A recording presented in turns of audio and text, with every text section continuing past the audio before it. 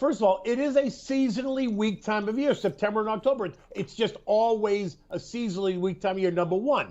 Number two, if we get the Fed to come out in September to say, in fact, that they outline it and they define it and they say, yes, we're talking about, not only we talked about it, but we actually, here's when we're starting it and here's when it's going to happen. I think that's going to be the catalyst, right? Because I don't think necessarily, listen, it could be something we get hit from left field for sure, but I don't think it's going to be that. I think it's going to be the Fed statement on top of the seasonal weakness, which is going to cause the market to pull back, right? I mean, listen, Ryan's right, and I love Ryan. I think he's a great guy. But just because we made 12 news highs in August doesn't mean we're going to make 12 more in September at all, right? Quite honestly, September and October are those months where you see kind of a little bit of angst and pullback in the market as you then get ready to go into year end, which typically ends with that big Santa Claus rally, right? Right. Normally it does, and history is often a guide. So if history is a guide for you, Kenny, where are you looking for opportunity in this market? I mean, we saw Apple, Amazon, all of those guys hitting all-time highs. I mean, the market cap of Apple just sends a shiver up my spine. Yeah, no, I know it does. But look, we saw a lot of those names yesterday perform really well because they were telling the story about how the Fed wasn't doing anything yet and it was going to be lower for longer. And in that environment, you would expect the tech stocks to do really well. And so naturally, the big tech names continue to surge. And that's all well and good.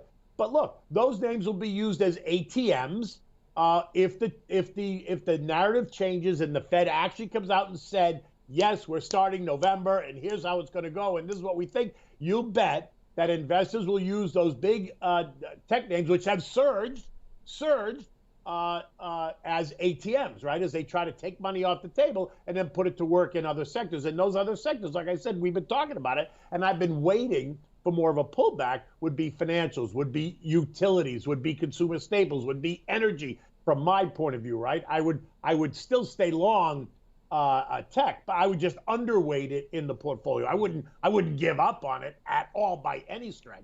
But I would just underweight. I would overweight those other names and sectors that I said to you, right? Mm-hmm.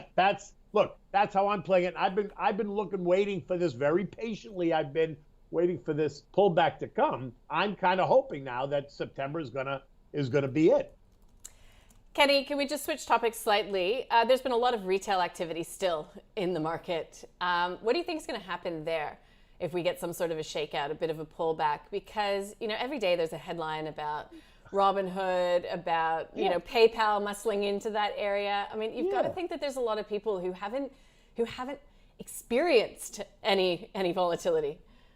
Bingo. And those are going to be the ones that are going to fall out of the trees first, right? But what you're going to need is a jolt, right? It can't be what we saw today, down 0.2%. You have to hear what the media over here is saying, is that suddenly today, down 0.2%, everyone's worried about stretch valuation. And I'm sitting there scratching my head saying, are you kidding me? If it's down 5% or 7%, I'd say, yeah, they're worried about stretch valuation. But down 0.2% doesn't make any sense at all. But it's going to be that jolt that's going to cause a lot of these retail guys that have never, kind of experienced it to fall out of the trees, right? And it's going to give them an opportunity to sit back and go, wait a minute, this is kind of risky. Maybe I'm not really sure what I'm doing, or maybe I am, and they're going to jump in more. I mean, look, they're younger. They got more time on their side. They got time on their, certainly a whole lot more than I do. But I've also lived it for 40 years, so I have a different view on how to invest, what to invest, what the goal is, right? I'm not trying to make $1 million between today and tomorrow trading some meme stock.